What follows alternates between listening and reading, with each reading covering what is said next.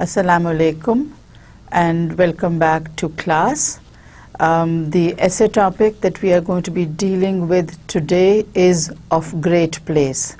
And before we start the main essay, let me go over quickly some of the outstanding features of Francis Bacon's essayistic style. What we've had so far are essays on a number of topics, and each topic has brought to us Bacon's viewpoints on some aspect of real life. The topic that we're going to be dealing with today might appear to be about something that does not concern all of us, but when we make an in-depth study of great place, you will realize that it is as applicable to ordinary common people like you, like me, like others around us, as it is applicable for important people or people who have important positions in society, maybe in a community. Maybe they are people who have importance on a national scale or even on an international scale. So it is as applicable to common people, to ordinary people, as it is to great people. Now this essay we're going to divide into 2 lectures. So this is going to be your lecture 10 and lecture 11. All right, let's see what Bacon has to say about great place. And he starts off with a statement that is very frequently quoted. I've been telling you again and again how Bacon is one of the most frequently quoted essayists in English literature. And this essay of great place is one of those in which you will find a lot of quotations. So he says, men in great place are thrice servants. I emphasized before also the fact that Bacon divides everything into 3. And he'll give you 3 reasons, he'll give you 3 disadvantages, 3 advantages, and all the rest of it. So men in great place are thrice servants. Servants of the sovereign or state, servants of fame, and servants of business. Now once he's given you these 3 examples, because this is an expository essay, he's going to expose and define and describe what he means by men of great place being thrice servants. Okay, so they have no freedom, neither in their persons, nor in their actions, nor in their times. Again, he divides it into 3: person, action, time. He says they are thrice servants, and then he says they have no freedom of person because they are public persons. They are public property. Think of all the important people and think of how these people lead their lives. If you see people who are classified these days as VIPs or very important persons, you will see that they do not have any freedom in their person. They are public property. Whatever they do, whatever they say is very frequently quoted. Now Bacon was writing about people in the 16th and 17th centuries, but so true are his words that even when you bring this quotation to the 21st century, you find out that public people or great people or important people are public property. They do not have private lives, and if they do, those private lives are also exposed to the public. If they go shopping, you have the media after them. If they go to a place to relax, you'll find the paparazzi They're trying to take photos. If they have babies, those children's pictures are also there in the media, and all the rest of it. So these people have no freedom. They don't have freedom in their persons, in their actions, whatever they do, whether they are, let's say, visiting friends, or having people over, or they're going out, whatever actions they do are always the focus of the public's attention. So when we bring Bacon's words and try to contextualize them, try to put them in our own situation, we realize that once you become an important person, everything around you, everything about you becomes public property.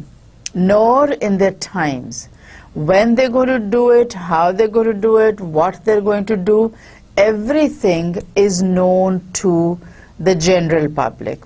People are curious about their personal lives, private and professional lives, and so you have the media constantly wanting to know about them. So this is one of those places where you realize that Bacon, writing 400-500 years before our time, has given us ideas which are as applicable today as they were in Bacon's times. And you know that because he was living during the reign of Queen Elizabeth I and King James I of England, he lived at a time when kings and queens and statesmen could not have private lives. Whatever they did was open to the public censure. It was open to the public's attention. And in fact, Louis XIV of France had taken this thing so far that his courtiers assembled in the morning to see the king dressing up for court. So no privacy whatsoever. If you bring that to England and you see how Queen Elizabeth I lived her life and how King James lived his life in the court, you'll see that whatever they did was open to the public and their courtiers, and therefore the general public knew whatever they were doing, where they were going, who was coming to see them, etc., etc. So no privacy whatsoever, and men in great place are thrice servants, servants of the sovereign or state, because they have to do whatever their sovereign, whatever their ruler wants them to do, or whatever their country demands of them. Servants of fame, because once you achieve fame, then your entire life is dictated by that very fame. And servants of business, whatever their work is, that comes before family or friends. So as far as their business or their work or their profession is concerned, that has to come before their personal, private lives. Such people virtually have no private lives. And that is what Bacon is trying to emphasize here. It is a strange desire, and here Bacon comes in with his personal ideas, and then he exposes them, and he also provides answers in the same place. So it is a strange desire, according to him, to seek power and to lose liberty. See what contradiction there is. You gain power, you lose liberty, you lose freedom. Or to seek power over others and to lose power over a man's self. So when I seek power over other people. I seek authority over other people. But I don't realize that I am losing authority over myself. I can no longer dictate to myself. I can no longer do things the way I want to. The simple reason being, my actions, thoughts, feelings are dictated by those over whom I think I have authority. So this is, from the point of view of Bacon, this is an illusion of power. You want power, you want authority over other people. But what you don't realize is that you're losing authority over yourself. You don't have any choices left. So, according to Bacon, it's a strange desire to seek power and to lose liberty. We ordinary people think that once we acquire power, once we gain authority, we can dictate. What we don't realize is we might be able to dictate to other people, but we lose our own liberty. So we no longer have freedom of movement, freedom of choice, freedom of thought, freedom of action, freedom of speech. Whatever we're going to say, do, think, feel is going to be dictated by those people over whom we seek power. So, thrice servants, servants of sovereign or state, and what did he say? Servants of fame and servants of business. All right? So, it's a very strange desire according to Francis Bacon. All right, let's see what else he has to say. The rising unto place is laborious. You don't gain fame overnight and without any work. It involves a lot of work. It involves labor, as he says. And by pains, men come to greater pains. Beautiful words. By pains, men come to greater pains. Men go to a lot of trouble to gain fame. And once they think they have fame, or power, or place, or position, or status, what do you think they actually have? They actually take on headaches. So he says, by pains, men come to greater pains. You go to a lot of trouble to save yourself trouble. And what you realize when you achieve that power, that position, that place, is that your pain, your troubles have not been decreased. They have only been increased, they've only been magnified. So by indignities, men come to dignities. You think that you are being embarrassed when you work for a place of importance, when you work to gain fame, to gain power, position, authority, and you say that you're going to acquire a position which is going to be a position of dignity. It's going to make you dignified. Maybe. But what happens on the path to glory? What do you encounter on the path to success or fame or fortune? A lot of indignities. People insult you. You do things that you never dreamed you would have to do. You say things that you never dreamed you would have to say. And it is only then that you acquire a position of authority. So by indignities, by suffering insults, injuries, abuses, by encountering people's rudeness, you acquire dignity. And that's a very heavy price to pay, according to Bacon. And once you reach there, what happens?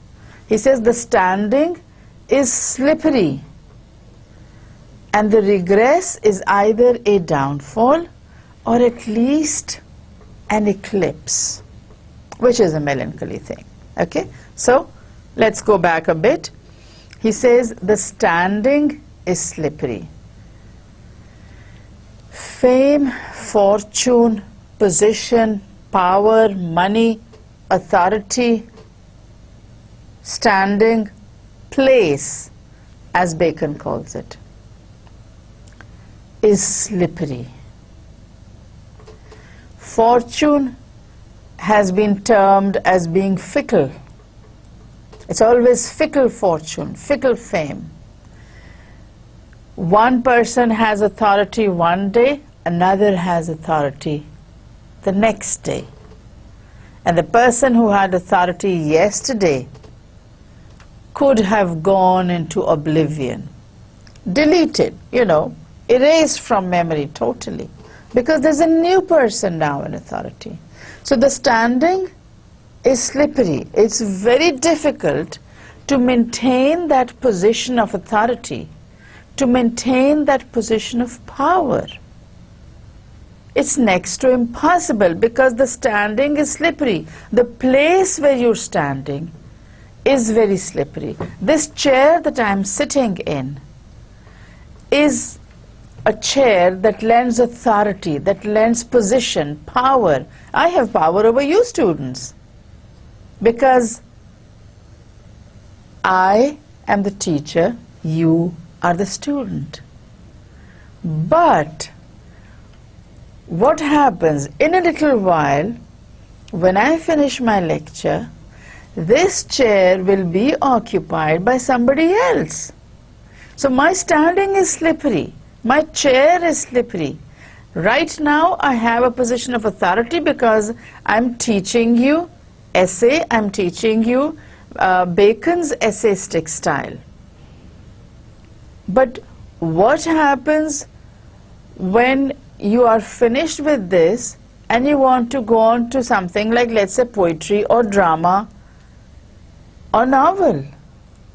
Then it's going to be another person occupying the same chair, getting the recording done in the same studio, and having the same authority over all of you. So my standing is slippery.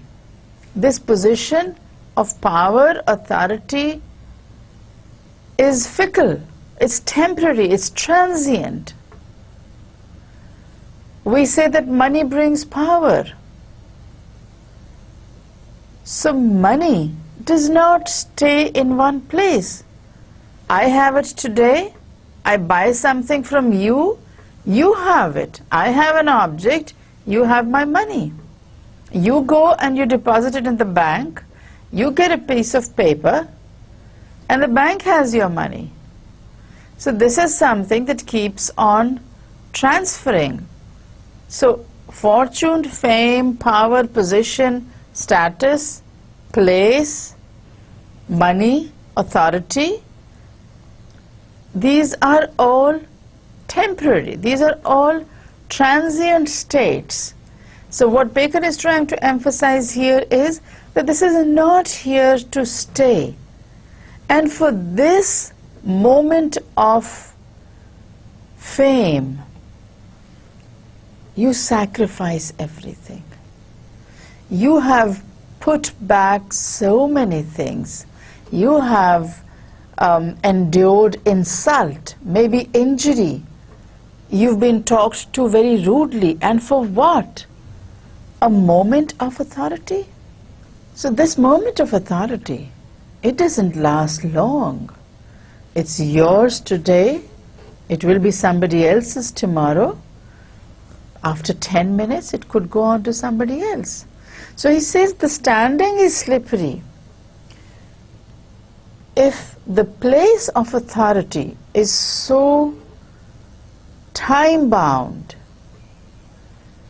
why do people take such troubles? Why do people go to such lengths to be in this position? It's beyond belief, it's beyond imagination, it's something that you cannot think about, all right? And what happens? The regress is either a downfall or at the very least, it is an eclipse. So, let me come back to our situation, you as students, and I am the teacher. So I'm teaching you this. The very least thing that can happen to me is that I have this chair of authority for 1 hour, and then the same chair is occupied by another person, and then maybe I come back and do another recording. So this process shows that I have been eclipsed for a short time. For 1 hour, somebody else was sitting here, somebody else was recording, somebody else was teaching you people. So the very least is an eclipse, and the maximum is a downfall. You are no longer in power, and you are not in a position to contest for power again. Now you get Bacon's point? He says the standing is slippery and the regress is either a downfall. Now that's the worst case scenario. The least case scenario, the best case possible is that you have an eclipse. You cannot say that fame is eternal. You can't say that I have this position and I'll always have this position. Things don't happen that way in real life. You have power, authority for a short time, you're placed on a very important position, and then no more. So the standing is slippery. All right? Let's see what he has to say. Nay, retired men cannot when they would, neither will they when it were reason, but are impatient of privateness, even in age and sickness, which require the shadow, like old townsmen, that will be still sitting at their street door, though thereby they offer age to scorn. All right? Let me go over this again. All right. So, retired men cannot when they would, neither will they when it were reason. People, when they rise into greatness or when they are placed in authority, they don't want to leave that place. We see this around us. We see it with politicians, we see it with businessmen who are in the world of making money, we see this in government servants, we see it all around us. People do not want to give up authority, they don't want to give up power, and yet they are impatient of privateness. They want a private life also. Now, if you remember what I said a while back, what I said was, once you come into a position of authority, once you come into power, then there is no there is no private life. And yet these people, they want their privateness, they want to be exclusive. And this is something that you cannot have when you are in a position of authority. So when these people come into power, they don't want to let go of power. As he says, even in age and sickness which require the shadow. Age requires you to draw back, to step back a little. Sickness, illness, bad health, ill health requires that you take things easy. But people in power do not want to let go. Once you have power, you don't want to be without it. It's something that you have struggled for, and therefore you want to retain it. Whatever position you have acquired, you worked hard for it, you've encountered insult and injury for it, you have had people being rude to you, Now you don't want to let that position go, regardless of age, regardless of infirmity. And the two are very frequently related.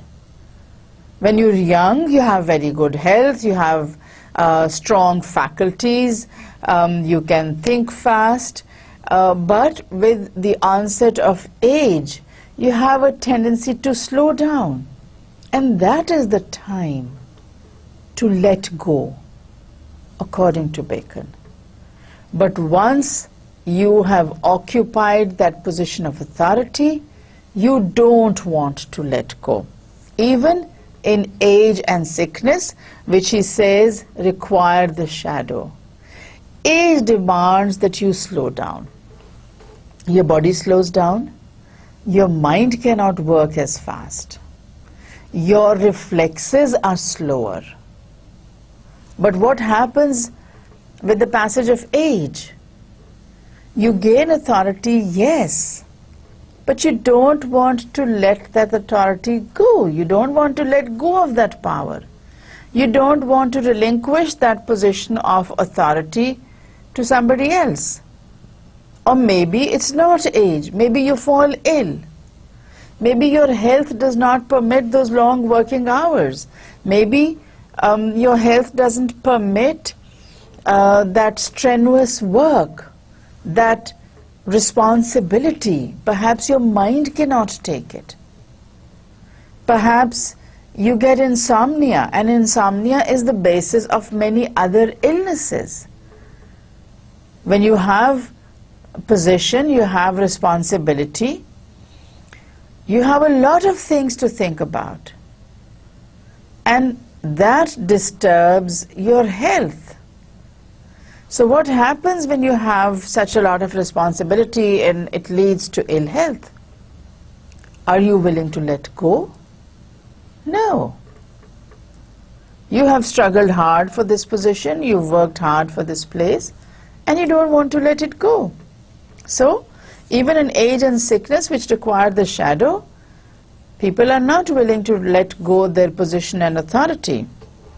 Although, and here Bacon brings in a very interesting example, and he says that they are like old townsmen.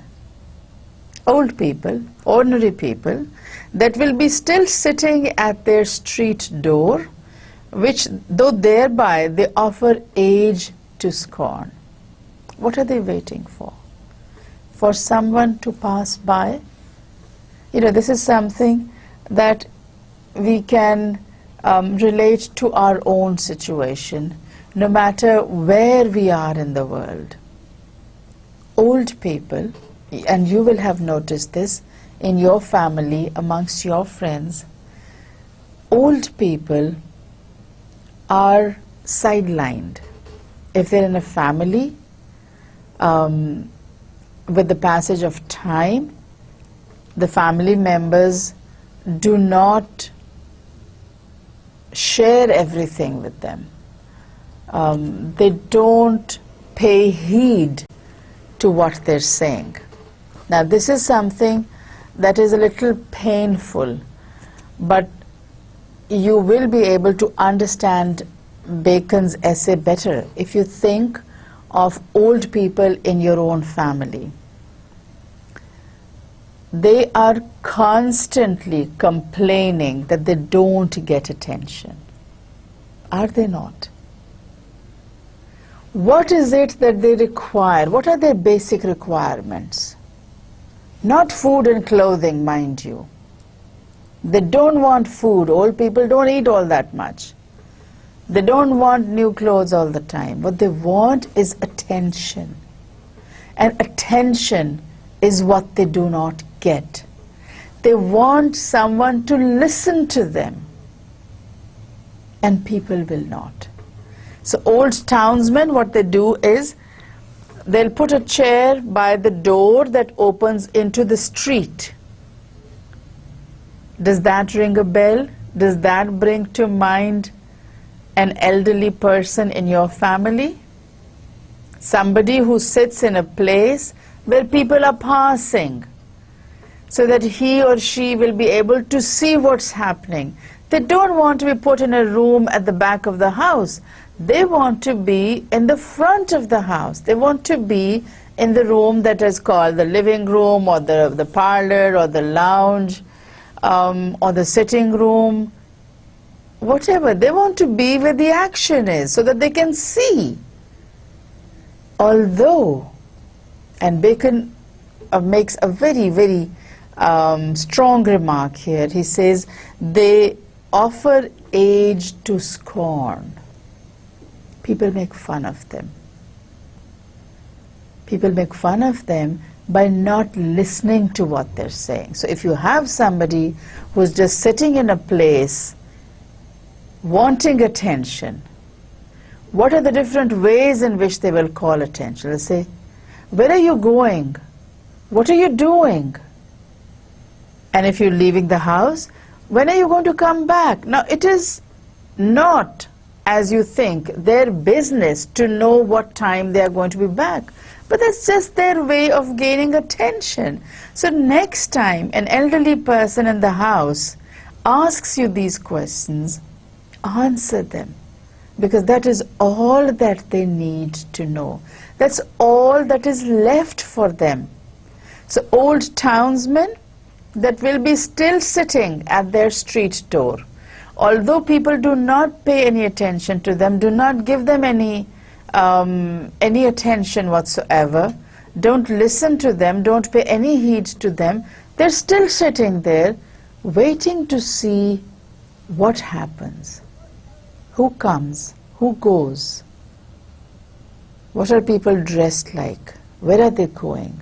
So they want to know all these.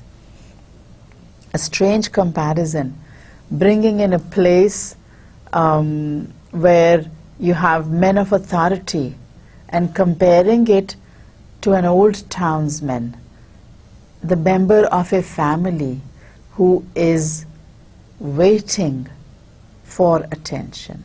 A rather pathetic picture. But that is what happens when people stay in power for longer than they should. They stay in power although they cannot function. They're there as symbols, maybe just as icons. We had the death of the president of Venezuela not so very long ago, Hugo Chavez. He was a strong man, but he'd been ill for a very long time. So that's not to say that he was not a person of importance. He was the president, he was the ruler, he was the head of state. But he was functioning in name only during his illness. So finally he died. So these old townsmen are being compared to people in importance. People who have their moment of importance, who have their moment of fame and fortune, and then somebody else takes on. But that is something that is very difficult to realize. Once you get fame, you think it is yours forever. Once you get power, you feel that it is yours forever. You will not let go, no matter what happens. Okay? So certainly great persons had need to borrow other men's opinions to think themselves happy. Now, this long sentence I had read out to you, and now we're going to break it up into pieces and see what Bacon has to say about great persons. And by great persons, he means people who are in authority, people who have finally acquired power one way or another. So he says that such people need to get advice from those who surround them. So borrow other men's opinions is to seek advice, to think themselves happy. So they need people to tell them things. They need people to tell them that they are good administrators or that they are good statesmen etc., etc. To think themselves happy, for if they judge by their own feeling, they cannot find it. Because if you judge yourself, that's not the right evaluation. That's not proper evaluation. You cannot evaluate yourself. You have to make sure that other people evaluate you properly. So he says that men of great persons or men of great place need the advice, need the opinion of those who are around them. So if they think with themselves what other men think of them, and that other men would fain be as they are, then they are happy. So people who are around them are not as great. So they're not as powerful, as important, as famous, as rich maybe, as the men of great place or great persons. So these people who surround the great person will obviously want to be in this man's position. They are on the periphery, they do surround that person, but they are not that person. And that is a position that they would like. That is the position that they want to be in. So if these great persons that Bacon is talking about are surrounded by people who want to be in their position and who say, you know, you're wonderful, you're such a great statesman, you're a wonderful politician, you are the best general, then these great persons are happy. If nobody wants to be in their position, in their place, what's there to be happy about? Okay? So they need constant opinions, they need constant, you could almost say flattery, to reassure themselves that whatever they're doing is right. But let's go on.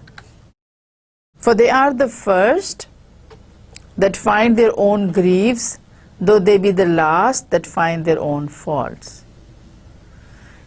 These are people who will bring up grievances, who will complain, but when you ask them to locate their faults, they will not be able to do it. Fault finding is easy to do in other people, but if I were to evaluate myself, I wouldn't find any faults with the way I do things. I might find other teachers not up to the mark, but I will not be able to say anything negative about my own teaching abilities. So certainly men in great fortunes are strangers to themselves. They don't know themselves. So they're strangers to themselves, and while they are in the puzzle of business, they have no time to tend their health, either of body or of mind. So because they are powerful, they occupy this position of importance and authority, they do not have time to think about their health. And he mentions the two types of health, health of body and health of mind. One is dependent on the other. So these are people who are important, who occupy positions of authority, but they do not have time to think about their personal health. They're so busy trying to solve other people's problems that they do not have any time for their own problems. And of course, Bacon puts in a lot of Latin. Remember, he has education where the curriculum was medieval in nature, and being a jurist, being a theologian, being such a learned man, he has a lot of Latin at his disposal, and there are times when he thinks that the Latin phrase expresses better what he is trying to say. So in place there is license to do good and evil, and this place refers to authority. when you are in authority, you can do good and you can also do evil. The latter is a curse. The evil part is a curse. For in evil, the best condition is not to win. Okay? Power to do good is the true and lawful end of aspiring. On that path to success, there are two thoughts that could come to your mind. One is that you want power to do evil. The other is that you want power to do good. According to Bacon, the power to do good is the true and lawful end of aspiring. So all trouble, all insults, all problems that are encountered on the path to success or fame or fortune are justified only if the reason to acquire power is to do good and not evil. Yes, you do have people who want power so that they can do evil deeds, but they are not the kind that Bacon would consider people who are in great place and who have achieved the ultimate of aspiration. For good thoughts, and here he begins another train of thought. And he says, good thoughts, though God accept them, yet towards men are little better than good dreams, except they be put in act, and that cannot be without power and place as the vantage and commanding ground. Okay, now he's giving you a thought here, an idea. And this statement, and again this is one of those complex sentences. See, we have graduated from the very simple, from the very short sentences to sentences where Bacon is giving you different ideas in the same sentence. So good thoughts are, according to Bacon, no better than good dreams unless they're put into action. A very good idea that he presents. Good thoughts are fine. You know, we are told that the Almighty knows our intentions, and if our intentions are good, then our actions, our deeds will automatically be good. But according to Bacon, that is not so. He says good thoughts are no better than good dreams. What you need is good thoughts followed by implementation, action. That is what Bacon recommends. And this action, this doing cannot take place in the absence of power and position. It's only people who are in positions of authority who can actually do good. It's only people who are in power and authority and position who can contribute to society. And so those who do achieve power, those who do acquire power and place, as Bacon calls it, it is mandatory for them to do good. They have to do good. They have to work for the betterment of mankind. They have to improve conditions for those who are around them, because people who do not have power, according to Bacon, cannot do much. They can have good thoughts, but they cannot implement those ideas. They can't put them into practice. So good thoughts are not sufficient. They must be followed by action. Action which will benefit their community, which will benefit their nation, which will benefit mankind. So thought followed by action, that is how Bacon sees it. It has to have implementation. Without implementation, good thoughts, he says, are like good dreams. Merit in good works is the end of man's motion, and conscience of the same is the accomplishment of man's rest. For if a man can be partaker of God's theatre, he shall likewise be partaker of God's rest. So he brings in a totally different idea this time, and he says merit and good works. This is the ultimate achievement for men. You must have merit, you must have hard work, you must have deserved that position, and then good works. If you have merit, you will also do good works. It is not enough to be in that position. You must also think about your position and how it can benefit those who are around you. So merit in good works is the end of man's notion. And then he goes on to say, if a man can be partaker of God's theatre. Was it Shakespeare who said, all the world's a stage? So in that situation, you and I are actors. We are on the world stage, we are performing, and in time, this performance will come to an end.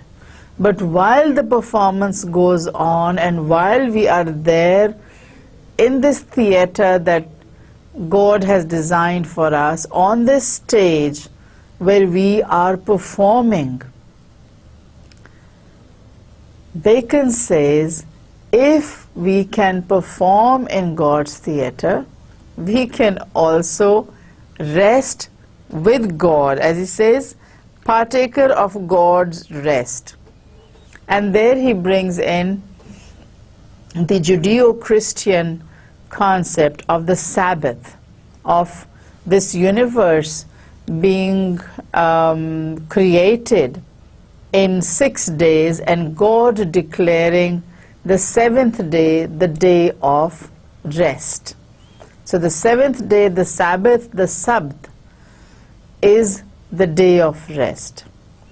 If men in power are actors on the stage of the world, then they also deserve rest, just as the Bible says that God created this universe in 6 days, and on the 7th day he declared rest.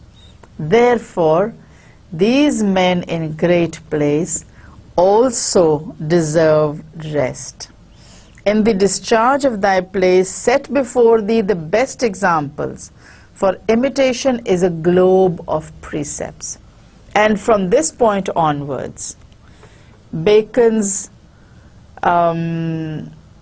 tone changes totally. Thus far, what he has been explaining is what is great place? How do you get to great place? What are the plus and minus points of people being in authority? What is this position of authority? Now his tone changes and it becomes more peremptory. Now he's not describing. Now he's telling people the do's and don'ts, what they should do and what they should not. And he starts off by saying, in the discharge of thy place, and this thy refers to the man in power. In the discharge of thy place, set before thee the best examples. Do not go for the worst. Always aim for the highest. Aim for the best. So when he says, in the discharge of thy place refers to thy duties. your position, the power that you exercise over other people, the authority that this position gives you. So in the discharge of thy place, set before thee the best examples, for imitation is a globe of precepts. A precept is an example. And since you are, and this thy now refers to the you in power, the individual who has authority, who has fame and fortune. So this individual now forms the focus of the remainder of this essay, where Bacon says, this is what you must do and this is what you must not do. So imitation is a globe of precepts. You have to follow examples that have been laid before you, but Bacon's advice, nay, his command is, and he started ordering now. It's not so much advice, it's more of, this is what you must do, this is what you must not do. So it's one degree higher than advice. So he says, set before thee the best examples, because your duty now is to follow examples, to follow precepts. And these precepts, Bacon says, have to be the best precepts. And after a time, set before thee thine own example, and examine thyself strictly, whether thou didst not best at first. Neglect not also the examples of those that have carried themselves ill in the same place, not to set off thyself by taxing their memory, but to direct thyself what to avoid. Now he's giving you a lot of different ideas in this slide, and he says, once you have been in that position for some time, and you have followed the best examples, then comes the time, the moment when you need to examine yourself, when you need to evaluate yourself. So you don't evaluate yourself from the very beginning.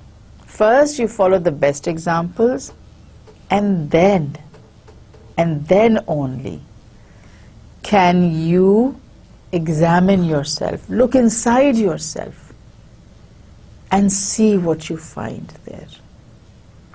See what faults you have. See what mistakes you've committed. Neglect not also the examples of those that have carried themselves ill. And when you are examining yourself, and when you're following the best examples, also, he says, not follow, but also look at the examples of those that did badly. As he says, those that have carried themselves ill, those who have not made their lives as important people, lives that can be followed. So those that carried themselves ill, those that could not do such a great job of the administrative position or post to which they were appointed. But the idea is not so that you say, oh, I am such a wonderful person, I have not done this.